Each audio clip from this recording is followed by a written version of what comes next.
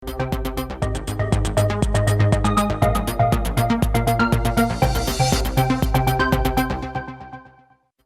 वालेकुम नाज़रीन, आप देख रहे हैं प्रोग्राम तकाबुल और मैं हूं सुहेल इकबाल भट्टी। नाज़रीन, पेशावर हाई कोर्ट का बड़ा फैसला, इलेक्शन कमीशन का भल्ले का निशान वापस लेने का फैसला मुअत्तल कर दिया। इलेक्शन कमीशन समेत तमाम फ्रीकैन को नोटिस जारी करते हुए जवाब तलब। मीडिया से गुफ्तगू करते हुए बैरिस्टर गौर खान ने कहा कि अदलिया ने सिर्फ निशान बहाल नहीं किया, लोगों का एतमाद भी बहाल कर दिया है। तहरीक इंसाफ ने लेवल प्लेइंग फील्ड ना मिलने पर सुप्रीम कोर्ट का दरवाजा खटखटाते हुए इलेक्शन कमीशन के खिलाफ तौहीन अदालत की दरखास्त दायर कर दी। इसके साथ बात करेंगे तहरीक इंसाफ की लीडरशिप की मुश्किलात कम ना हो सकी, तमाम मुकदमात में जमानत के बावजूद अडयाला जेल हुकाम का शाह महमूद कुरैशी को रिहा न करने का फैसला। Vice chairman PTI Shah Mahmood Qureshi को अडयाला जेल में नजरबंद कर दिया गया। डिप्टी कमिश्नर रावलपिंडी ने शाह महमूद कुरैशी की 15 रोजा नजरबंदी के अहकामात जारी कर दिए हैं। इसके साथ बात करेंगे कि बानी पीटीआई ने तोशाखाना केस का जो ट्रायल कोर्ट का फैसला था वो मुअत्तल करने के लिए दोबारा सुप्रीम कोर्ट से रजू कर लिया है। वुकला ने एतराजात खत्म करके दोबारा अपील दायर कर दी है और अपील में इस्लामाबाद हाई कोर्ट का सजा मुअत्तल न करने का फैसला कलअदम करार देने की इस्तदा की गई है। इसके साथ बात करेंगे कि परवेज खट्टक ने दावा किया है कि मुझे बल्ले के निशान की ऑफर हुई थी लेकिन मैंने इनकार कर दिया। तहरीक इंसाफ ने परवेज खट्टक के बयान का नोटिस लेने का मुतालबा करते हुए इलेक्शन कमीशन को आड़े पीटीआई का कहना है कि बल्ले का निशान सिर्फ इलेक्शन कमीशन ही ऑफर कर सकता है। परवेज खट्टर को ये ऑफर आखिर किसने की? तो इन इश्यूज पर बात करने के लिए हमें स्टूडियो में ज्वाइन कर रहे हैं सीनियर सहाफ़ी तज्ज़ियाकार अशरफ मलखम साहब। अब से कुछ देर बाद हमें तंजीला मदर साहिबा भी ज्वाइन करेंगे। उसके साथ स्काई पर हमारे साथ होंगे नियाजुल्लाह नियाजी साहब, माहिर कानून है, और उसके साथ हाफिज एहसान अहमद साहब भी हमें ज्वाइन कर रहे हैं टेलीफोन लाइन पर। आप सबका बहुत शुक्रिया। हाफिज एहसान अहमद साहब, मैं सबसे पहले आपसे जानना चाहूँगा कि इलेक्शन कमीशन ऑफ पाकिस्तान का कमीशन का मुतफिका फैसला था और उसे पेशावर हाई कोर्ट के एक सिंगल रुकनी बेंच ने उसको मुअत्तल कर दिया है, हुक्म इम्तना जारी कर दिया है और उसके बाद कहा गया है कि इसके ऊपर जो डिटेल इसके ऊपर हेयरिंग होगी वो बेंच दोबारा बनेगा, शायद 3 रुकनी बने या 2 रुकनी बने, वो इस केस को सुनेगा। लेकिन जो अब हुक्म इम्तना जारी किया गया है, क्या इसके हुक्म इम्तना जारी होने के बाद क्या अब election commission of Pakistan PTI को सेक्शन 209 के तहत सर्टिफिकेट जारी करने का पाबंद हो चुका है? उसको certificate election commission of Pakistan जारी कर देगा या कानूनी तौर के ऊपर अब इलेक्शन कमीशन के पास क्या ऑप्शंस हैं? बिस्मिल्लाहिर्रहमानिर्रहीम। आपका बहुत शुक्रिया कि आपने मौका दिया। आज पेशावर हाई कोर्ट के अंदर जो प्रोसीडिंग्स हुई है ये पेशावर हाई कोर्ट के लिए भी और दूसरे भी लीगली अनप्रेसिडेंटेड हुआ है। चूंकि Peshawar high court, Sindh high court और लाहौर हाई कोर्ट के अंदर जितनी बलूचिस्तान हाई कोर्ट, वहां पे जितनी भी कॉन्स्टिट्यूशनल पिटीशंस को फाइल किया जाता है वहाँ उनका डिवीजन बेंच जो है वो सुनता है। सिर्फ इस्लामाबाद हाई कोर्ट और लाहौर हाई कोर्ट ऐसी 2 हाई कोर्ट्स हैं जहाँ के ऊपर कॉन्स्टिट्यूशनल पिटीशन जो है वो सिंगल जज साहब सुनते हैं। तो आज जो पेशावर हाई कोर्ट के अंदर हुआ है ये उन्हीं के अपनी जो प्रैक्टिस एंड प्रोसीजर है उसके खिलाफ जो एक चल रहा था, उनका सारा प्रैक्टिस चल रही थी, उससे उन्होंने हट के एक चीज की है। दूसरा ये है कि इलेक्शन कमीशन ऑफ पाकिस्तान का 5 मेंबर्स बेंच का एक फैसला था जिसको 22 दिसंबर को किया था, जिसको आज उन्होंने सस्पेंड किया है। उसके अंदर 3 चीजें बड़ी इंपॉर्टेंट थी। नंबर 1 ये था कि पीटीआई ने अपने उस प्रोसेस के अंदर जो 2 दिसंबर 2022 को हुआ था उसके अंदर ये भी माना था कि हमारा जो इलेक्शन कमिश्नर अपॉइंट हुआ इस प्रोसेस के लिए वो भी इनकॉम्पिटेंटली बना है। दूसरा, जो जनरल सेक्रेटरी हैं उनकी भी उनके कॉन्स्टिट्यूशन के मुताबिक अपॉइंटमेंट जो थी, रिप्लेसमेंट असद उमर की नहीं आई थी जो अब उमर अयूब साहब हैं। और तीसरा, इलेक्शन कमीशन ऑफ पाकिस्तान के रिकॉर्ड के मुताबिक जो था वो एक और साहब हैं जो इलेक्शन कमीशन इनके कंडक्ट करवाते हैं, इलेक्शन कमिश्नर उन चीजों को। और ये चीजें जो थी पीटीआई ने इलेक्शन कमीशन ऑफ पाकिस्तान के आगे कंसीड की थी और यही वो क्रक्स के जिस जिसके ऊपर इलेक्शन कमीशन ऑफ पाकिस्तान ने होल्ड किया कि जो सेक्शन 206 और सेक्शन 209 की रिक्वायरमेंट जो है वो पीटीआई ने पूरी नहीं की। लिहाजा जो 209 के 3 के नीचे इलेक्शन कमीशन ऑफ पाकिस्तान एक सर्टिफिकेट इशू करके उसको अपनी वेबसाइट पे डालता है कि इस पार्टी ने अपने इंट्रा पार्टी जो इलेक्शंस हैं, और सेक्शन 209 के अंदर 2 चीजों का सर्टिफिकेट आता है। नंबर 1 ये है कि इसने अपने इंट्रा पार्टी इलेक्शन करवाए अपने कॉन्स्टिट्यूशन के मुताबिक, और दूसरा ये है कि ये फॉरेन एडेड जो है, ये फॉरेन फंडेड पार्टी जो है वो नहीं है।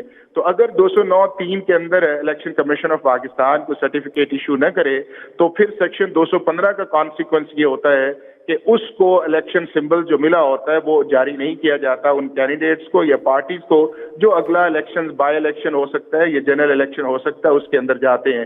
तो आज की जो सस्पेंशन ऑफ जजमेंट आई है उसका लीगली पीटीआई को कोई फायदा नहीं है, क्योंकि जितनी देर तक 3 चीजों की डायरेक्शन जो है वो कोई भी high court of election commission of Pakistan को इशू नहीं करेगा।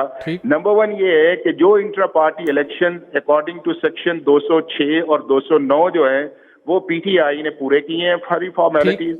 नंबर 2 ये है कि इलेक्शन कमीशन ऑफ पाकिस्तान ने जब अपनी डिस्क्रिप्शन को एक्सरसाइज किया सेक्शन 209(3) के नीचे, वो उनकी डिस्क्रिप्शन जो है वो गलत है, कोरम नॉन जुडिस है, मेलाफाइडी है। और नंबर 3 ये है कि जब ये दो चीजें कोई भी हाई कोर्ट या सुप्रीम कोर्ट के अंदर एक मामला जाता है, वो जज होता है, तो तीसरी डायरेक्शन जो है वो सेक्शन 215 के नीचे जो है वो इलेक्शन कमीशन ऑफ पाकिस्तान को जाएगी कि आप इलेक्शन सिंबल्स इशू करें। अगर इन तीनों में से किसी एक पे भी कोई हाई कोर्ट या सुप्रीम कोर्ट ऑर्डर नहीं करेगी तो उन तीनों सिचुएशंस के अंदर या एक सिचुएशंस के अंदर या दो सिचुएशंस के अंदर पीटीआई जो है वो लीगली एंटाइटल नहीं होगी कि अपने बल्ले के निशान के ऊपर जो है जो 13 जनवरी को उनके कैंडिडेट्स के मुतालिक रिटर्निंग ऑफिसर्स के सामने लिस्ट जानी है कि हर पार्टी अपने कैंडिडेट्स के मुतालिक जो है वो इशू करेगी कि ये हमारे कैंडिडेट्स हैं, चाहे पीटीआई है, एमपीएम है, आपके जमात इस्लामी है, पीएमएलएन है, और रिटर्निंग ऑफिसर उस सर्टिफिकेट की बुनियाद के ऊपर जो है वो फिर उसको उस पार्टी के हाफिज साहब बहुत तफसील के साथ आपने पूरा प्रोसेस समझा दिया है। मुख्तसर ये भी साथ बता दीजिएगा कि जो भी आज पेशावर हाई कोर्ट में प्रोसीडिंग हुई, क्या उसके लिए जरूरी था कि पेशावर हाई कोर्ट का ये सिंगल रुकनी bench election commission of Pakistan के वकील को भी सुनता, या अदालत के पास डिस्क्रिप्शन थी कि उनको सुने बगैर ही वफाकी हुकूमत का कोई नुमाइंदा मौजूद होगा, डिप्टी अटॉर्नी जनरल या कोई भी, तो उसके सुन के वो एक इंटरिम ऑर्डर दे सकते थे? भट्टी साहब, इंपॉर्टेंट बात यह है कि चूंकि अगर बहुत अर्जेंसी हो तो अदालत जो है बगैर नोटिस किए भी जजमेंट को सस्पेंड कर देती होती है, लेकिन इस केस के अंदर अर्जेंसी नहीं थी, क्योंकि आपका जो इलेक्शन सिंबल्स के मुतालिक फैसला होना है वो तो 13 जनवरी तक होना था, क्योंकि 13 जनवरी को पार्टी के सिंबल्स जो है वो कैंडिडेट्स को मिलने थे।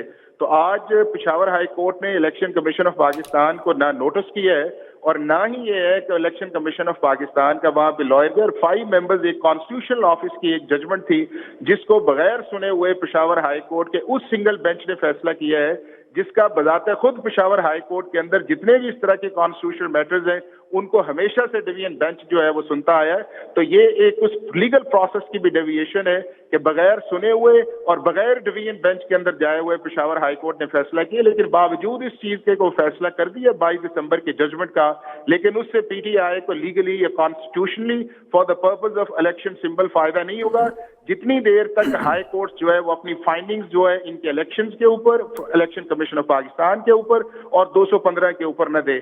और जनरली भट्टी साहब होता यह है कि कॉन्स्टिट्यूशनल जुरिसडिक्शन के अंदर अगर कोई कॉम्पिटेंट इदारा जो है वो अपनी फैक्ट फाइंडिंग्स दे दे और साथ उस फैक्ट फाइंडिंग्स को सप्लीमेंट कर लिया जाए, उसकी कंसीडमेंट की वजह से जो पार्टी कर रही हो, तो हाई कोर्ट के अंदर कॉन्स्टिट्यूशनल जुरिसडिक्शन के अंदर जो रिलीफ लेना है वो बहुत मुश्किल होता है, क्योंकि वहां पे आप रिट ऑफ सर्चरारी के तहत जाते हैं कि ये अथॉरिटी को जो करना चाहिए था वो नहीं किया।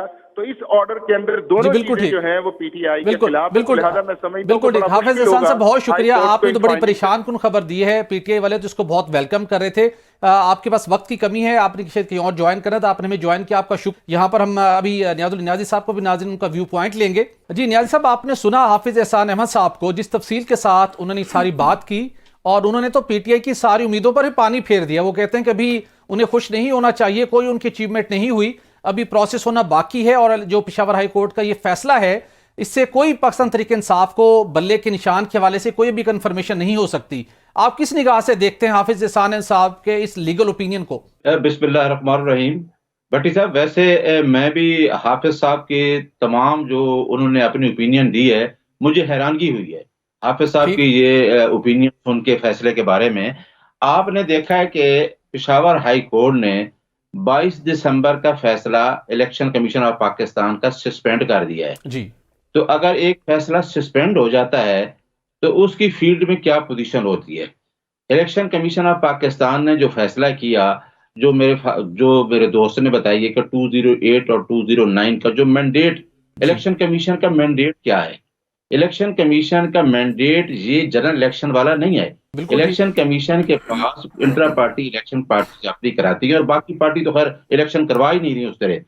और उस इलेक्शन का तमाम रिजल्ट जो है इलेक्शन कमीशन को chairman party, head of the party अपने सर्टिफिकेट पे जारी करता है, और इलेक्शन कमीशन 158 रूल्स के तहत और 2093 के तहत उसको सर्टिफिकेट नोटिफाई करती है। इस पे हमने सारी चीजें दी, और इलेक्शन कमीशन ऑफ पाकिस्तान ने जो 22 दिसंबर का फैसला दिया है जी। उसने बियॉन्ड द मैंडेट ऐसी चीजें डिस्कस कर दी हैं जो कि 215(5) की रिक्वायरमेंट ही नहीं थी। ठीक। 215 की जो रिक्वायरमेंट थी वो ये थी कि अगर कोई गए तो उस पर फाइन कर सकती है, किसी का सैंपल नहीं रोक सकती। ठीक। अब हाफिज साहब ने जो फैसला इंटरप्रेट किया है, मुझे तो बिल्कुल समझ नहीं आया कि क्या इलेक्शन कमीशन का ये मैंडेट था जो उसने फैसला किया? कतई नहीं था। इलेक्शन कमीशन के ऊपर ये बाइंडिंग था जब हमने इंट्रा पार्टी इलेक्शन करवाए और according to constitution, according to rules करवाए, तो इलेक्शन कमीशन ने हमारा सैंपल नोटिफाई किया। जो कि नोटिफाई ना करने थे, जो वो कहते हैं कि ये जनवरी में इन्हें मिल जाएगा निशान, क्या हमें आज 2-3 दिन पहले जो शेड्यूल था उसमें मखसूस सीटें भी थी। ठीक। क्या एक पार्टी को फायदा नहीं दिया गया? क्या लंदन प्लान जो था कि मुझे जो 2/3 मेजॉरिटी दी जाए, मखसूस सीटों के लिए निशान का होना जरूरी था, उससे भी हमें महरूम किया गया। और आज जो फैसला पेशावर हाई कोर्ट ने किया है उसमें हमारा जो निशान है वो रिस्टोर हो गया है। ठीक है। और इलेक्शन कमीशन पाबंद है कि नेक्स्ट डेट तक उसको निशान को नोटिफाई करे। ऐसा कोई बिल्कुल आर्डर ठीक है। नहीं है। निया साहब, ये बात तो क्लियर हो गई आपके मुताबिक कि अब इलेक्शन कमीशन पाबंद है, तो आप तवक्को करते हैं कि जो सर्टिफिकेट जारी होना है पेशावर हाई कोर्ट के आज के इस फैसले के बाद, कल या परसों तक वो सर्टिफिकेट आपको जारी हो जाएगा? नोटिफिकेशन के बाद केस लगेगा, सुना जाएगा, लेकिन फिलहाल जो इलेक्शन कमीशन का फैसला था वो सस्पेंड हो चुका है और हमारा सैंपल का निशान रिस्टोर हो चुका है। बिल्कुल ठीक। तंजील अहमद साहब ने हमें ज्वाइन किया, आपका बहुत शुक्रिया। तंजील, हम बात कर रहे थे शुरू में हाफिज एहसान अहमद साहब ने बहुत तफसील के साथ बात की कानूनी पॉइंट ऑफ व्यू से, और वो तो उन्होंने तो पीटीआई की तमाम उम्मीदों पर पानी फेर दिया। वो कहते हैं इसकी इंप्लीमेंटेशन अभी नहीं हो सकती, और उसके अंदर और बहुत से उन्होंने लीगल उसके अंदर पॉइंट्स रेज किए। लेकिन न्याजी साहब कहते हैं कि ये जो इलेक्शन कमीशन ऑफ पाकिस्तान की तरफ से फैसला आया था, अगरचे वो एक इलेक्शन एक्ट की पासदारी थी कि आपने इंटर पार्टी इलेक्शन करवाने हैं, जो एक तरीकेकार था, जो एक कानून के मुताबिक वो ना हो सके, इलेक्शन कमीशन मुतमिन नहीं था और उन्हें इंटर पार्टी इलेक्शंस को कलअदम करार दे दिया। अब न्याजी साहब कहते हैं कि ये जो सारा बल्ले का निशान का झगड़ा है और उस बल्ले के निशान को खत्म करने के लिए जो इलेक्शन कमीशन ऑफ पाकिस्तान ने फैसला दिया,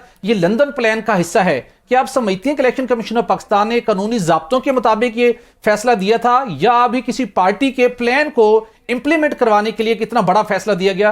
क्या इंप्रेशन है इस हवाले से आप? बहुत शुक्रिया भट्टी साहब। देखिए, न्याजी साहब तो जाहिर बात है अपनी पार्टी का मौकफ बयान करेंगे, और लेकिन साथ माहिर कानून भी है, माहिर कानून भी, उनका सियासी हक है कि वो एक आईनी इदारे से आने वाले किसी फैसले को किसी एक जमात को फेवर करने का कहें कि उनको फेवर करने के लिए कहा गया। मैं तो कम से कम एक सहाफ़ी के तौर पर ऐसी बात नहीं करूँगी, क्योंकि माजी में इसी इलेक्शन कमीशन से बहुत सारे ऐसे फैसले और ऐसी चीज़ें होती रही हैं जो पीटीआई को फेवर करती थी या पीटीआई के हक में जाती थी। देखिए, जो इस तरह के इदारे होते हैं, स्पेशली जहाँ पे आप एजुकेट कर रहे होते हैं कुछ, तो वहाँ पे आप किसी वो फैसला कोई एक मान रहा होता है, दूसरे को नुकसान हो रहा होता है, तो वो सियासी पॉइंट स्कोरिंग की बात तो अपनी जगह पर है। लेकिन जो मैं ज़्यादा इंटरेस्टेड हूँ न्याज साहब की बात के बाद, जो मुझे लग रहा है कि देखिए हमारे यहाँ बहुत सारे ऐसे क्राइसिस पैदा हुए हैं जिनका आपके कॉन्स्टिट्यूशन में और आपके जो इलेक्शन एक्ट जैसे कवानीन हैं उनमें जवाबात नहीं हैं। ऐसी सिचुएशन पहले कभी नहीं हुई।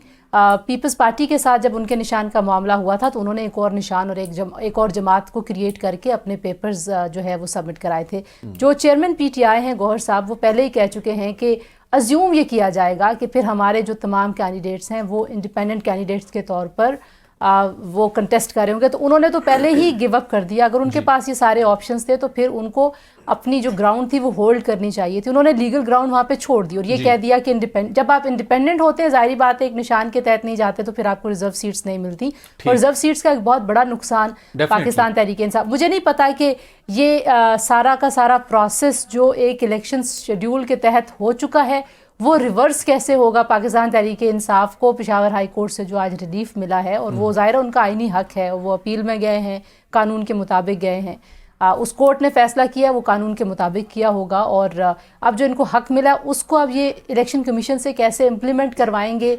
जो बाकी चीज़ें हो चुकी हैं, बाकी जमातों के निशानात और पेपर्स और स्क्रूटनी का अमल भी आपको पता है कि वो शुरू हुआ हुआ है, तो वो कैसे इलेक्शन कमीशन जो है वो इसको इम्प्लीमेंट करेगा, वो ये मुझे यहाँ पे थोड़ा सा एक लीगल कॉन्फ्लिक्ट नज़र आता है कि शायद पाकिस्तान तहरीक इंसाफ के लिए चैलेंज अभी मज़ीद आगे बढ़ेगा। बिल्कुल ठीक, अभी चैलेंज आगे बढ़ेगा। अशरफ मलिक साहब, आपसे जानना चाहूँगा, बैरिस्टर गोहर जो कि अब पेशावर हाई कोर्ट के इस फैसले के बाद चेयरमैन पीटीआई, अब अपने आप को ज़ाहिर आप कह सकते हैं उन्हें, जो कि वो इलेक्शन कमीशन का फैसला कलअदम हो गया, उन्होंने एक बात की मीडिया से गुफ्तगू करते हुए, कहा कि इस फैसले से अदालतों के ऊपर कौम का एतमाद बहाल हो गया है। सवाल यह है कि कोई भी सियासी जमात जब भी कोई तनाज़ा पैदा होता है, कोई कानूनी हो, उसके पोलिटिकल इम्प्लीकेशन डेफिनेटली होते हैं, जिस पार्टी की हक में आए तो वो तो अदालत के ऊपर भी अपने एतमाद का इजहार करती हैं, वाफा भी करती हैं, और जिस पार्टी के अगेंस्ट आए वो फिर कहती है कि अदालतें हमारे खिलाफ फैसला कर रही हैं, उसको लंदन प्लान के साथ लिंक कर लिया जाता है। तो ये जो तफरीक है और अदालतों के ऊपर अवाम का एतमाद है, इसको रिस्टोर करने के लिए सियासी जमातों को किस तर्ज अमल का मुजाहरा करना होगा। ज़ाहिर है कोई भी मामला तनाज़ा आता है तो एक के हक में फैसला आना, एक के खिलाफ में आना है, तो हम ये जो हमारी रविश है, हमारी जो पर्सपेक्टिव है, ये कैसे चेंज होगा? जी भट्टी साहब, हमारी बड़ी बदकिस्मती है, कोई फैसला किसी पार्टी के हक में आता है तो उसकी तारीफ होती है, जिसके खिलाफ आता है तो उसके खिलाफ शुरू हो जाता है, उसको गैर आईनी, गैर कानूनी सब कुछ कह देता है। लेकिन इस फैसले के हवाले से हमारे जो इदारे हैं इनका क्रेडिबल होना बहुत ज़रूरी है। एक मिसाल मैं कोट करता हूँ, लास्ट टाइम जो सेनेट के इलेक्शन हुए तो मियाँ नवाज शरीफ साहब ने एज पार्टी प्रेसिडेंट वो टिकट्स इशू किए थे जो सेनेट के कैंडिडेट्स थे। उस वक्त भी इस तरह की एक सूरत हाल आई। अब बाद में मियाँ नवाज शरीफ नाहल हो गए पार्टी ऑफिस होल्ड करने के लिए और प्राइम मिनिस्टर को ऑफिस होल्ड करने के लिए। इलेक्शन कमीशन के सामने जब मामला आया कि आया इनके टिकट इशू किए हुए कैंडिडेट्स नून लीग के कैंडिडेट्स हो सकते हैं कि नहीं हो सकते, था कि जी जब उनका प्रेसिडेंट ही डिस्क्वालीफाई हो गया लिहाजा कैंडिडेट भी डिस्क्वालीफाई हो गया, उस वक्त कुछ हो नहीं सकता था, फाइनल लिस्ट इशू हो चुकी थी। बड़ी सीरियस मीटिंग उस वक्त इलेक्शन कमीशन में हुई। इलेक्शन कमीशन का बॉटम लाइन ये था कि नून लीग की पार्टी के जो कैंडिडेट्स हैं उनको डिस्क्वालीफाई करते हैं, क्या हम इस निज़ाम को मजबूत कर रहे हैं या कमज़ोर कर रहे हैं। उस पर कंसेंसस हुआ था कि बड़ी पार्टी को आप इलेक्शन प्रोसेस से आउट करके इस निज़ाम की कोई खिदमत नहीं कर रहे, इस निज़ाम को कमज़ोर कर रहे हैं। इन इदारों का जो बेसिक ड्यूटी है, बेसिक जिम्मेदारी है, वो निज़ाम को मजबूत करना है। मुझे राजा साहब के फैसले से जो चीफ इलेक्शन कमीशन है, यकीन करें एक एनालिस्ट के तौर पे कि हैरानगी हुई थी, इसलिए भी कि राजा साहब का ज़्यादा कैरियर एक इंतज़ामी ऑफिसर के तौर पे गुजरा है।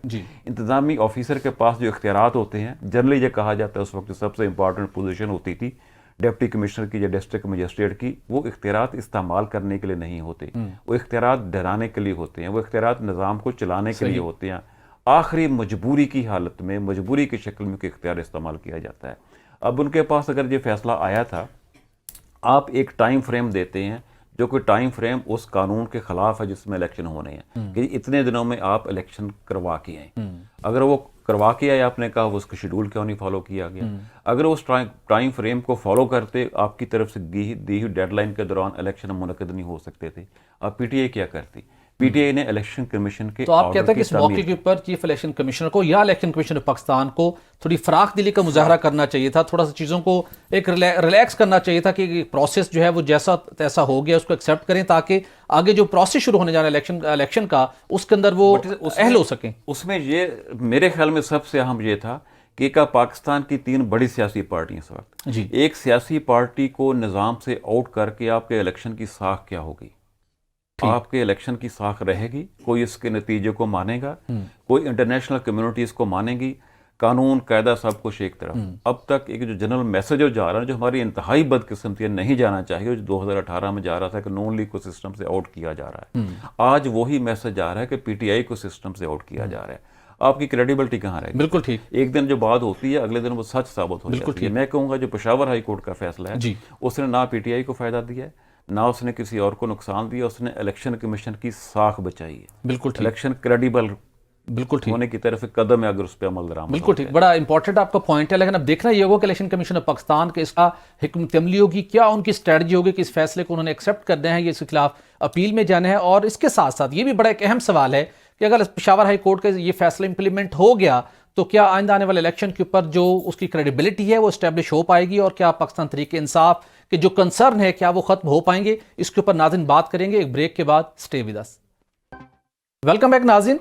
नियाज़ साहब, मैं आपसे जानना चाहूँगा, अशरफ ब्रेक्स जाने से पहले अशरफ मलकम साहब ने बड़ी अहम बात की कि ये जो इलेक्शन के ऊपर एक क्रेडिबिलिटी के हवाले से एक बहुत बड़ा क्वेश्चन आयद हो रहा था। पेशावर हाई कोर्ट का ये फैसला उसको स्ट्रेंथन कर सकता है, उस क्रेडिबिलिटी को, शकूक व शुबात को ख़त्म कर सकता है। लेकिन अगर हम पाकिस्तान तहरीक इंसाफ की बात करें, उन्हें इसके अलावा भी बहुत से कंसर्न हैं और मुख्तलिफ इतलात भी सामने आ रही हैं कि आपका प्लान भी क्या था, जिस दिन इलेक्शन होंगे अगर उस दिन शाम को रिजल्ट आपके फेवर में ना हो तो फिर एक एहतजाजी तहरीक का सिलसिला शुरू हो जाना है। तो लगता यह है कि पाकिस्तान तहरीक इंसाफ एक माइंड मेकिंग कर चुकी है कि अगर हमारे हक में इलेक्शन के नताइज ना आए तो हम उन्हें तस्लीम भी नहीं करेंगे और इसके ऊपर हम फिर सवालात उठाएंगे, एहतजाजी तहरीक चलेगी। अगर हमने पोलिटिकल स्टेबिलिटी क्रिएट करनी है तो फिर तमाम सियासी जमातों के सरबराहान को बैठ कर जो रूल्स ऑफ गेम है वो तो अब तय कर लेने चाहिए। एटलीस्ट अब फैसला तो आपके हक में आ गया है और आगे ताकि एटलीस्ट अवाम का और इदारों का और आलमी इदारों का इस सारे सिस्टम के ऊपर कोई एतमाद बन सके, कोई लोग इसको ट्रस्ट वर्दी डिक्लेयर कर सकें।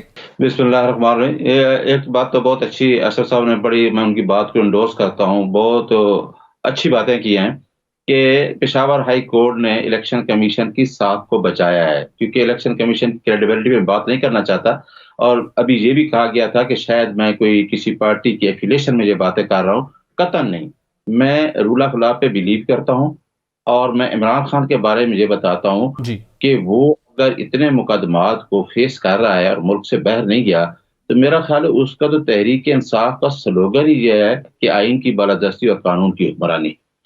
देखें, इलेक्शन कमीशन को अपनी साख बचाने के लिए ये देखना होगा कि उसको जो 118(3) के तहत मैंडेट है, बार बार एक प्रेसिडेंशियल रेफरेंस है, एडवोकेट जनरल था, उस टाइम भी सेनेट के इलेक्शन को क्वेश्चन किया गया जी। तो उस प्रेसिडेंशियल रेफरेंस का जो जवाब हुआ, उस पर जो ओपिनियन आई सुप्रीम कोर्ट की कि फ्री फेयर इलेक्शन कराना इलेक्शन कमीशन ऑफ पाकिस्तान का काम है जी। हम ये कभी नहीं कहते कि हम किसी पार्टी के एफिलिएशन में ये बात करते। मैं सबसे पहले पाकिस्तानी हूं और मुझे पाकिस्तान के निज़ाम की बात करनी चाहिए और आइन की बालादस्ती की बात करनी चाहिए।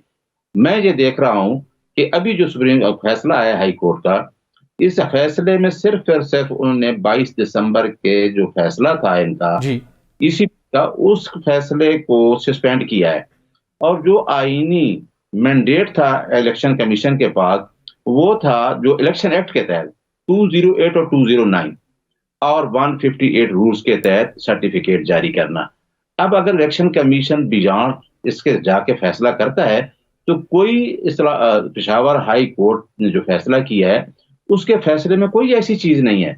उन्होंने सिर्फ ये लिखा है कि ये फैसला सस्पेंड इस वजह से करते हैं कि ये एक पार्टी को आपने डायरेक्शन दी कि 20 डेज के अंदर इलेक्शन कराए, इंटर पार्टी इलेक्शन, और दोबारा हमें भेजा। बिल्कुल ठीक है। साहब ये साथ जरूर बता दीजिएगा, पेशावर हाई कोर्ट के इस फैसले के बाद आप तवक्को करते हैं कि इलेक्शन कमीशन ऑफ पाकिस्तान ये जो रिक्वायर्ड सर्टिफिकेट है इशू कर देगा, और अगर जारी नहीं करता तो इलेक्शन कमीशन ऑफ पाकिस्तान के पास पेशावर हाई कोर्ट के इस इंटरिम ऑर्डर के खिलाफ क्या ऑप्शन मौजूद है? देखिए, इलेक्शन कमीशन ऑफ पाकिस्तान अगर सुप्रीम कोर्ट जाता है इस फैसले के खिलाफ तो वो तो उनका राइट है अगर वो जाए। अदरवाइज इलेक्शन कमीशन को फौरन जो आज फैसला आया है उसमें उन्होंने कहा कि नेक्स्ट डेट तक जो सैंपल है उसको नोटिफाई कर दें, क्योंकि उन्होंने कहा कि विंटर वेकेशन के बाद इसको डीबी सुनेगी। तो अभी उनका काम है, इलेक्शन कमीशन का काम है कि एक आईनी अदारा है, अगर आईनी अदारा ने फैसला किया है तो उस फैसले को, क्योंकि पूरी कौम इन्वॉल्व है। एक मेरे दोस्त ने ठीक कहा है कि एक जमहूरी प्रोसेस में एक बड़ी पार्टी को जिस तरीके से आउट करने की कोशिश की जा रही है, ये 22 करोड़ अवाम का मसला है, ये किसी एक आदमी एक शख्स का मसला नहीं है, ये 22 करोड़ अवाम का मसला है। उनका राइट है, राइट ऑफ वोट इस्तेमाल करना मेरा आप सबका हक है। बिल्कुल, इलेक्शन कमीशन उस फैसले को वे करना चाहिए। बिल्कुल ठीक। नया सर, मैं वापस आपकी तरफ आता हूं। तंजीला साहब, आपसे जानना चाहूंगा, इस वक्त जो सारा प्रोसेस जारी है, जो सारी एक लीगल बैटल जारी है अपनी जगह के ऊपर, लेकिन जो सबसे बड़ा सवाल है 8 फरवरी को इलेक्शन अब हर सूरत होने हैं, लेकिन उन इलेक्शंस के ऊपर तमाम सियासी जमातों का एतमाद होना और उसके नताइज को फिर तस्लीम करना, ये हम देखते हैं कि सबसे बड़ा इस वक्त चैलेंज नजर आ रहा है कि हम माजी पर नजर दौड़ाएं। तो इस वजह से इस कौम ने और मुल्क ने बहुत हैवी प्राइस पे की है। तो आप समझती है कि जहां पे इलेक्शन कमीशन ने के इस फैसले पे पेशावर हाई कोर्ट ने कदरे रिलीफ तो फराहम कर दिया, लेकिन दूसरी जानिब जो पीटीआई की बहुत सी मुश्किलात हैं वो खत्म होने का नाम नहीं ले रही। वाइस चेयरमैन पीटीआई शाहमूद कुरैशी साहब जमानत हुई, दोबारा नज़रबंदी के अहकाम जारी हुए, वो जेल के अंदर हैं। हफ्ते तक कागजात नामजदगी तस्लीम करने के लिए उम्मीदवार ने सामने आके उसको पूरा प्रोसेस मुकम्मल करवाना है। हलीम आदिल शेख के आज इतलात सामने है कि उनके जो NA 238 से कागजात नामजदगी थे मुस्तरद हो गए। तो आप समझते हैं कि PTI के लिए चैलेंज अभी बहुत से मौजूद हैं और इन चैलेंजेस को फेस करते हुए अल्टीमेटली उन्होंने 8 फरवरी के इलेक्शन में जाकर कंटेस्ट करना होगा, या उससे पहले उनको मुतमिन हो जाएंगे कि उनको रिक्वायर्ड लेवल प्लेइंग फील्ड मिल गई है, जैसे अब उनको फैसले मिल रहे हैं अदालतों से? भट्टी साहब, मेरा ख्याल है कि जो ज़्यादा बड़ा सवाल है वो ये है कि पाकिस्तान के लिए इस वक्त चैलेंज क्या है। पाकिस्तान का चैलेंज पिछले 2-3 सालों में सियासी अदम इस्तेहकाम रहा, और वो सियासी अदम इस्तेहकाम को ख़त्म करने का जो वाहिद तरीका सारे लोग सजेस्ट करते थे, उस वक्त इमरान खान भी कहते थे कि एक इलेक्शन करा दें और एक पूरे मैंडेट वाली हुकूमत को ले आएँ। और बाकी तमाम जमातों के लीडर्स की भी आप मुख्तलिफ औकात में अगर बातें सुनेंगे तो वो इस बात पे कंसेंसस है पॉलिटिकल लीडरशिप में कि पाकिस्तान को एक क्लियर मैंडेट के साथ एक नई हुकूमत की ज़रूरत है। और वो तभी मुमकिन है जब एक ऐसा इलेक्शंस हो जो कि क्रेडिबल हो। उन इलेक्शंस पे किसी किस्म की धांधली, pre poll rigging, by design किसी को माइनस करने के इल्ज़ामात ना लगे, और ये बड़े संगीन इल्ज़ामात हैं। दूसरा, आप ये भी देखिए कि जिस तरह के माहौल में आज पाकिस्तान है, पाकिस्तान ने इसी तरह के इलेक्शंस के मामलात पे कई नुकसानात किए अपने माजी में, यहाँ तक कि हमने अपने मुल्क का एक हिस्सा भी गंवा दिया। तो पाकिस्तान की जो सियासी अशराफिया है उसको बैठ के ये फैसला तो करना होगा कि कैसे rules of the game set हों। देखिए, एक तो कानूनी और तकनीकी मामलात हैं, और न्याज़ साहब बेहतर बता सकते हैं। मैं खुद कुछ अर्सा मैंने भी कवर भी किया और मैंने पढ़ा भी है लॉ। हमारे जो लीगल सिस्टम है उसमें इतने लकूनाज हैं कि आप कहीं पे भी किसी का भी दुम काट सकते हैं, चोंच काट सकते हैं, कुछ भी कर सकते हैं। मतलब हमारे अपने कवानीन में ऐसे बहुत सारे लकूनाज और बाय डिज़ाइन भी लोगों ने रखे। सियासी जमातों को जब मौका मिला वो इन कवानीन को बहुत मजबूत नहीं करते। तो मैं तकनीकी और लीगल बहस में नहीं जाती। जो ज़्यादा बुनियादी और सियासी सवाल है वो ये है कि क्या पाकिस्तान तहरीक इंसाफ के बगैर इलेक्शंस क्रेडिबल होंगे? बिल्कुल नहीं होंगे। क्या उनको बाय डिज़ाइन बाहर करने की कोशिश हो रही है? अगर हो रही है तो बिल्कुल नहीं होनी चाहिए। मैं बाकी सियासी जमातों से भी ये कहती हूँ, देखिए पाकिस्तान पीपल्स पार्टी के साथ ये हो चुका, नून लीग के साथ ये हो चुका। आज अगर वो भी एक बरादरी भी है ना, सियासी बरादरी है, जैसे हमारी सहाफ़ती बरादरी, एक सहाफ़ी के खिलाफ कुछ होता है सारे इकट्ठे हो जाते हैं, तो जो सियासी बरादरी चुप होकर बैठ जाती है और चाहती है कि सारे ही उस प्रोसेस में से गुजरें जिसमें से हम गुजर के आए हैं। तो वो जो है, जब तक ये जो अपनी जो पॉलिटिकल एलीट्स है हमारी जितनी भी, ये इकट्ठी नहीं होती सियासी अशराफिया, ये मिल के तय नहीं करती कि हमने इस मुल्क को आगे लेके जाना है और जमहूरियत के लिए सियासत का मजबूत होना ज़रूरी है, तब तक आप यकीन करें ये इर्रेलेवेंट है कि आज खान साहब हैं, कल मियाँ साहब होंगे, परसों जरदारी साहब होंगे। ये डिबेट ही बिल्कुल इर्रेलेवेंट है। मेरा ख्याल है कि हमारी सियासी अशराफिया को आज बैठ के एक फैसला करना चाहिए कि इस मुल्क में अगर जमहूरी पार्लिमानी निज़ाम ने मजबूत होना है तो वो कैसे होना है, और थोड़ी बहुत अपनी अनाओं को मार के एक दूसरे के हाथ पकड़ के मजबूत करना चाहिए। खान साहब की बहुत गलतियां हैं। खान साहब ने हाथ नहीं मिलाया लोगों से उस वक्त जब उनको मिलाना चाहिए था। खान साहब ने सियासी अकाबरीन को और सियासी मैदान को और सियासी इदारों को अहमियत नहीं दी, उनको देनी चाहिए थी। लेकिन इसकी जो सजा है ना, वो पूरे मुल्क और निज़ाम को नहीं दी जानी चाहिए। मलखम साहब, मैं आपसे जानना चाहूँगा, जब नवाज शरीफ साहब पाकिस्तान वापस पहुंचे और मीरार पाकिस्तान के ऊपर एक बड़ा पावर शो किया, वहां पर उन्होंने बात की थी इंतकाम नहीं, अब बफामत की बात होगी। और उस वक्त ये इतलात भी सामने आ रही थी कि शायद नवाज शरीफ साहब आने वाले दिनों में कोई ऐसा एक पॉलिटिकल ऑल पार्टीज कॉन्फ्रेंस बुलाएं जहां पर तमाम सियासी जमातें शायद हमें इकट्ठी बैठे हुए दिखाई दें। और इवन हमें PTI रहनुमाओं की तरफ से भी इतलात मिली थी कि साबिक चेयरमैन PTI इमरान खान साहब ने उन्होंने पार्टी को मैंडेट दिया था कि कमेटी बनाई थी कि जहाँ तमाम सियासी जमातों से बातचीत करें। जो तंजीला साहबा ने बात की, आप नहीं समझते कि एक इलेक्शन से पहले एक मरतबा तमाम सियासी जमातों को बैठ के रूल्स ऑफ गेम भी तय करने चाहिए और कुछ चीज़ों को तय कर लेना चाहिए इस मुल्क और कौम की बेहतरी के लिए। इस तरह की लड़ाई झगड़े के अंदर और धींगा मुश्ती के अंदर तो मेरा नहीं ख्याल आवाम का और मुल्क का कभी फ़ायदा हो पाएगा। ये आप बिल्कुल दुरुस्त कहते हैं। अब मैं किसी सियासी पार्टी पे डायरेक्ट नाम लेकर तनकीद नहीं करूँगा, हम किसी का हिस्सा नहीं है, लेकिन ये हमारी ये बदकिस्मती है। सियासतदानों के पास जब भी कभी मिल बैठने का मौका आया तो उनमें से एक ग्रुप उठ के एस्टेब्लिशमेंट के साथ ज़रूर मिलेगा, यही कहा जी हमें वो फैसिलिटी दो, हम आपके लिए वही करेंगे। 85 से लेकर पाकिस्तान के पूरे इलेक्शन की तारीख देख लें।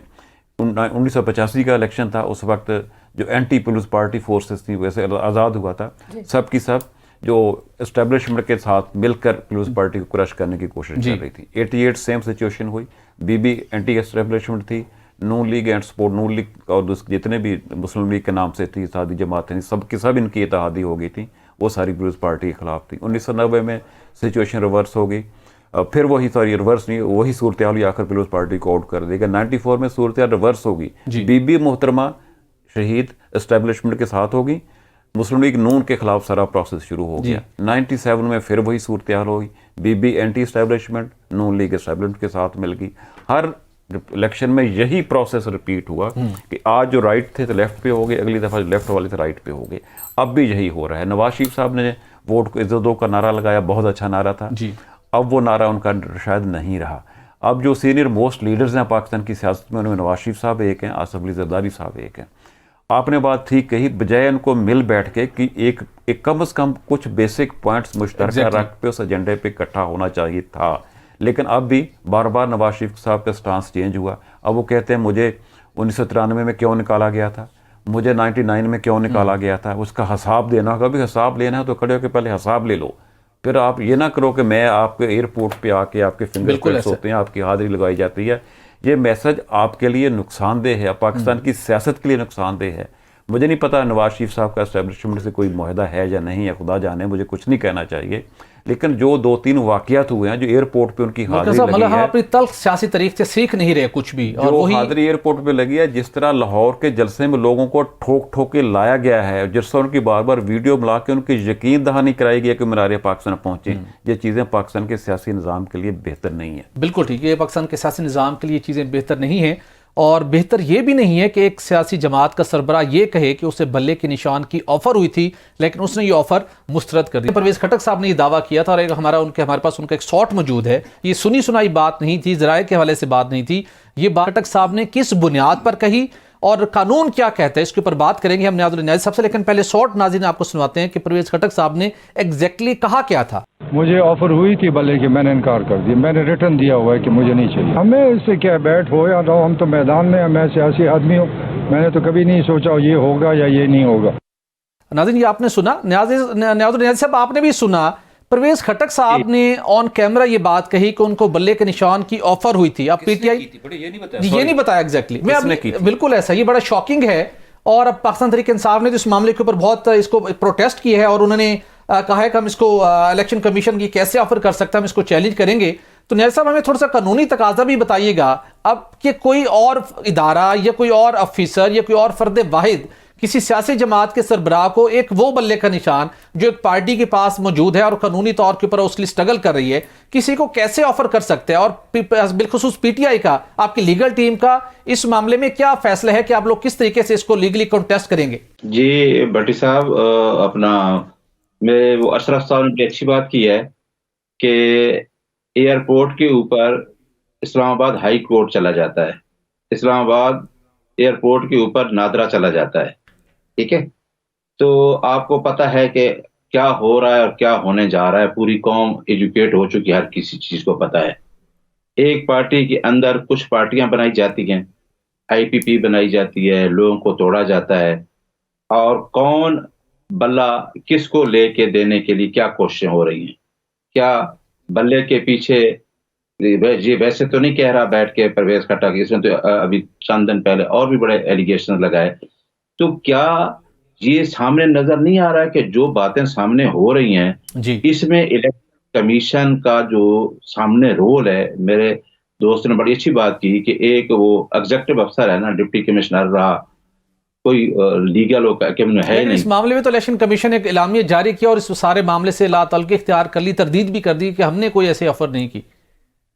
देखिए, अगर कोई करता है, लेकिन उसने तो सामने आके ये बात कह रहा है ना, और हमारा भी यही है कि आज तक हमें बल्ले से महरूम क्यों किया जा रहा है। यानी हमें बल्ले से महरूम करना, चाहे किसी को ना भी दें, आखिर हमें क्यों किया जा रहा है। एक पार्टी का सिंबल है, 2013 के इलेक्शन लड़ी, 18 का लड़ी, एक इलेक्शन और लड़ने जा रही है, तो आखिर एक आदमी कह रहा है कि जी मुझे बल्ले का एक वो जमात बना रहा है, उसी नाम से जमात बना रहा है, और बल्ले का निशान भी कह रहा है, और हमें भी बल्ले के निशान से महरूम किया जा रहा है। ठीक है, और हमें इंडिपेंडेंट धकेला जा रहा है इलेक्शन के अंदर, और इसके कॉन्सिक्वेंसेस जिस तरह मैडम तंजीला कह रही हैं कि इसे इलेक्शन के फिर कॉन्सिक्वेंसेस क्या होंगे। पहले हम एक पाकिस्तान का हिस्सा तोड़, एक 22-25 करोड़ आवाम के साथ अगर ये खेल खेलना है, तो लोगों को तो अब हर चीज का पता है।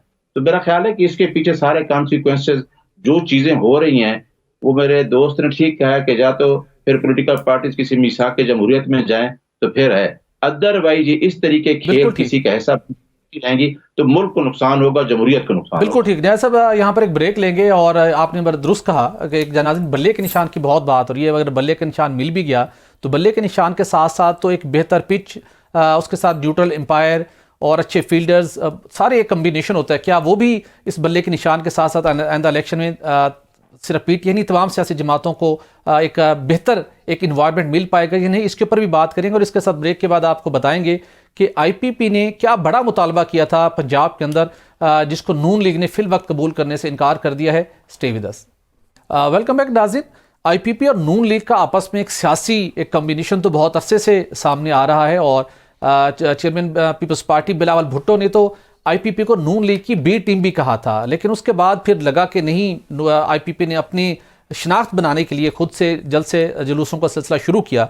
लेकिन उसके बाद मुख्तलिफ मीटिंग ज़रूर हुई और मुस्लिम लीग नून की क़यादत से आईपीपी ने पंजाब के अंदर एक कोई ऐसी डिमांड रखी जिसके बाद वो सारा प्रोसेस तातुल का शिकार हो गया। तंजीला साहब, आपसे जानना चाहूँगा, अभी खुर्रम दस्तगीर साहब की भी एक स्टेटमेंट सामने है कि आईपीपी ने एक बहुत बड़ा मुतालबा किया जिसके बाद उनसे फैसला कुन मुज़ाकरात नहीं हो पाए। इतलात तो बहुत हर तरफ से ही सामने आई कि हर सूरत सीट एडजस्टमेंट होगी आईपीपी के साथ, और अगर नून लीग जो जिस तरीके से वो दावा करती है कि मरकज़ और पंजाब में हुकूमत बनाएगी तो आईपीपी एटलीस्ट उनके साथ इत्तेहादी उनकी जमात के तौर पर साथ होगी। तो क्या ये इतलात दुरुस्त है कि उन्होंने पंजाब की सीएमशिप मांगी आईपीपी ने और नून लीग इसके ऊपर बिल्कुल मेंटली प्रिपेयर नहीं है? जी खबरें तो यही आ रही हैं कि सीएमशिप भी मांगी है और जो सीट्स भी वो मांग रहे हैं वो भी नून लीग के ख्याल में उनके साइज से बड़ी डिमांड है। यानी कि आईपीपी अभी इतनी बड़ी जमात नहीं है, उनके पास इतने इलेक्टेबल्स नहीं हैं। सो वो जो सीटें मांग रहे हैं वो भी बहुत ज़्यादा। आपको पता है शायद 70 के करीब उन्होंने प्रोविंशियल सीटें मांगी थी, 40 के करीब उन्होंने नेशनल में सीट्स मांगी थी। मलकम साहब मुझे करेक्ट कर सकते हैं, जो मेरे पास 30 हाँ, तो जो वो भी उनको ज़्यादा लग रही हैं। लेकिन देखिए बात ये है कि जिस तरीके से आईपीपी वजूद में आई है और जिन हालात में आईपीपी वजूद में आई है और जिस तरह से वहाँ पे लोग जाके पार्क्ड हुए हैं, सारे के सारे बड़े जो लोग हैं पाकिस्तान, इलेक्टेबल्स भी हैं, इलेक्टेबल्स भी हैं, लेकिन इतने ज़्यादा इलेक्टेबल्स नहीं है कि आप कहें कि वो कोई बहुत बड़ा डेंट जो है वो इलेक्टेबल इतने कोई नाम ऐसा इतने 2 सीट्स जीती हैं, हाँ, कोई ऐसा नाम नहीं है। तो वो मतलब वो बड़े फेसेस इस वजह से थे कि वो पीटीआई के अहम तरीन लीडर्स थे और वो सोशल मीडिया पे बड़े ही पॉपुलर थे और उनकी जो पॉपुलैरिटी है वो ज़ाहिर है इमरान खान की उस पूरी पॉलिटिक्स में उन्होंने वो सारे फ़ायदे उठाए उस एग्रेसिव पॉलिटिक्स के, जिसकी सज़ा आज खान साहब को मिल रही लेकिन उनको नहीं मिल रही। बहरहाल वो एक अलग बहस है।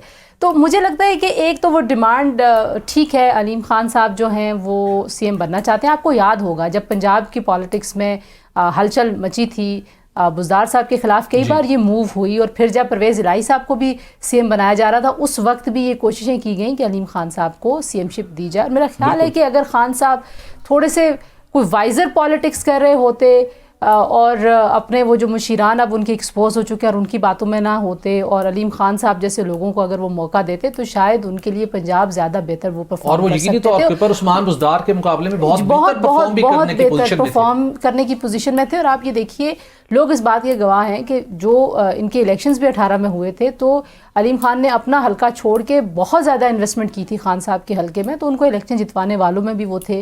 पर अब वो खान साहब की पॉलिटिक्स है, उन्होंने वो भुगत भी लिया उस सारी पॉलिटिक्स को। लेकिन इस बात में तो कोई शक नहीं है कि एक मूव इससे पहले 2 बार चल चुकी है कि अलीम खान साहब को सीएमशिप दी जाए और वो इसके उम्मीदवार रहे हैं। अब एक जमात बनी है, उस जमात का अगर कोई पावर शेयर उतना नहीं होता जितना बड़ा उसको एक आप कह लीजिए कि प्लेटफॉर्म क्रिएट कर दिया गया है, तो ये तो आपको पता है अपनी मौत खुद ही मर जाएगी फिर ये जमात, फिर इसका कोई फ़ायदा नहीं होगा। एक इतनी बड़ी पॉलिटिकल एक्सरसाइज हुई है, इतनी सारी प्रेस कॉन्फ्रेंसेज हुई हैं, इतने सारे लोगों को उसमें शामिल होते हुए हमने देखा है। वो किसी ने कराया या वो खुद हुए हैं ये तो अल्लाह की ज़ात बेहतर जानती है, लेकिन जो हुई इतनी बड़ी एक्टिविटी उसमें अगर आपको किसी सूबे की हुकूमत में इतनी नुमायां पोजीशंस पे हिस्सा नहीं मिलेगा तो it won't make any sense politically. मैं ये आपको बता सकती हूँ। बिल्कुल ठीक। अच्छा मलका साहब, मैं आपसे इस हवाले से जानना चाहूँगा, वर्ल्ड बैंक ने रिसेंटली एक ऑब्जर्वेशन दी है जिसमें उन्होंने कहा है कि अगर आइंदा की जो मुंतखब हुकूमत आएगी, हमें खदशात हैं कि टैक्स के हवाले से और एनर्जी सेक्टर के अंदर जो इस वक्त अरेंजमेंट हुए, रिफॉर्म्स हुई हैं, वो रिवर्स हो जाएंगी। आने वाले दिनों में जो सेटअप दिखाई दे रहा है, नून लीग के बहुत क्लोज सर्कल के लोग कहते हैं कि जो माजी करीब के अंदर हमारे इत्तेहादी थे, पीपल्स पार्टी भले जो भी हार्श लाइन अडॉप्ट की बिलावल ने, लेकिन मुस्तकबिल हमारी इत्तेहादी होगी, JUI होगी, ANP होगी, इधर से हम IPP देख रहे हैं। जब इत्तेहादी हुकूमत बनती है तो उसके बहुत से उसके मजबूरियां होती हैं। इधर से वर्ल्ड बैंक की ये ऑब्जर्वेशन सामने आई है।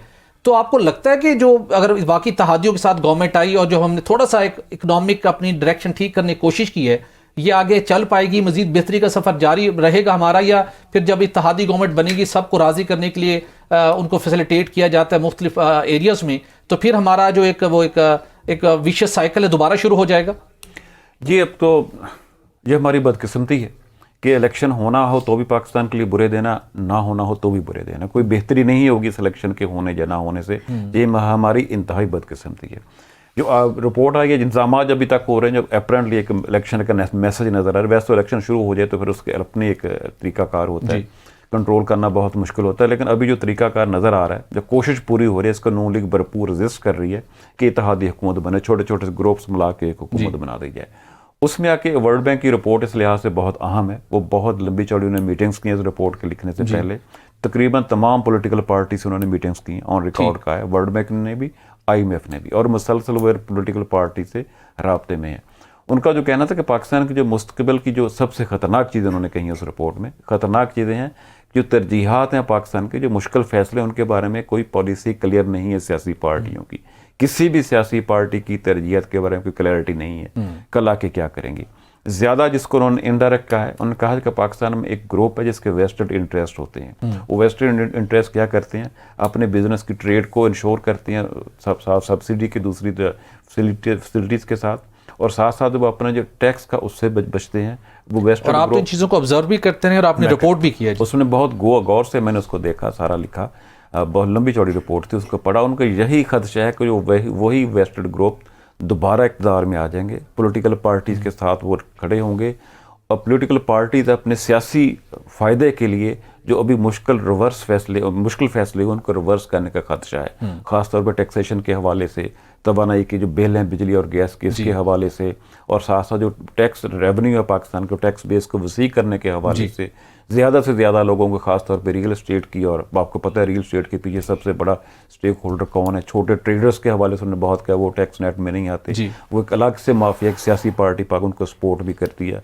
इसके साथ जो तीसरी, तो मतलब आवाम के लिए मजीद परेशानी है, मजीद मुश्किलात बढ़ सकती हैं, हर हाल में परेशानी है। अगर ये इलेक्शन होते हैं, सॉरी एक मिनट लूँगा, चंद सेकंड लूँगा, इलेक्शन होते हैं, इत्तेहादी गवर्नमेंट आएगी, पाकिस्तान की इकोनॉमी का, पाकिस्तान के प्रोजेक्ट्स का कुछ नहीं होगा, गवर्नमेंट अपनी बचत करने में, अपनी ज़िंदगी बचाने में, हुकूमत बचाने में लगी रहेगी। अगर इलेक्शन नहीं होते उससे मोर वर्स होगा। जो मुख्तदर हल्के, गैर मुतवाज़िन मुख्तदर हल्के जो हैं वो चाहेंगे कि एक कमज़ोर हुकूमत आए, ताकि जो फैसला साजी है वो उनके हाथ में, जो उनके फैसला साजी उनके हाथ में। लास्ट मिनट है न्याज़ी साहब, मैं आपसे जानना चाहूँगा, एक कमेटी बनी थी जो पॉलिटिकल स्टेबिलिटी के लिए और आइंदा इलेक्शन के हवाले से मामला हालात को बेहतर बनाने के लिए दीगर सियासी जमातों के पास जाना था PTI की तरफ से, लेकिन उसके बाद खामोशी हो गई। मुझसे जवाब दीजिएगा, PTI भी आगे बढ़ के माजी की गलतियों से सीखते हुए पॉलिटिकल हार्मनी क्रिएट करने के लिए कोई एक स्टेप क्यों नहीं लेती?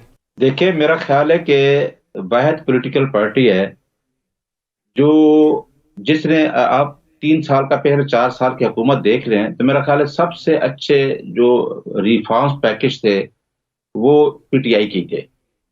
आप उनकी खासकर एक्सपोर्ट पॉलिसी देख लें, लेकिन सर आप पॉलिटिकल स्टेबिलिटी नहीं ला सके ना। उस वक्त आपने अपने अपोजिशन को आपने ग्रिल किए रखा, आपने कहा जी अंदर कर दो, छोड़ेंगे नहीं, AC उतार लो, मुकदमात बना दो, पकड़ धकड़ जारी रखी। जो मलखम साहब ने जो बात की थी उसी के ऊपर मैं कंक्लूड करना चाहता था कि इमरान खान साहब ने कमेटी बनाई थी, उसकी 2 मीटिंग्स भी हुई, तमाम सियासी जमातों के पास जाना था इलेक्शन से पहले ताकि कोई पॉलिटिकल हार्मनी क्रिएट हो सके, और वो अभी तक नहीं होते हुए दिखाई दे रही। तो कोई PTI को एक बड़ा स्टेप ले ले, एक आगे बढ़ के।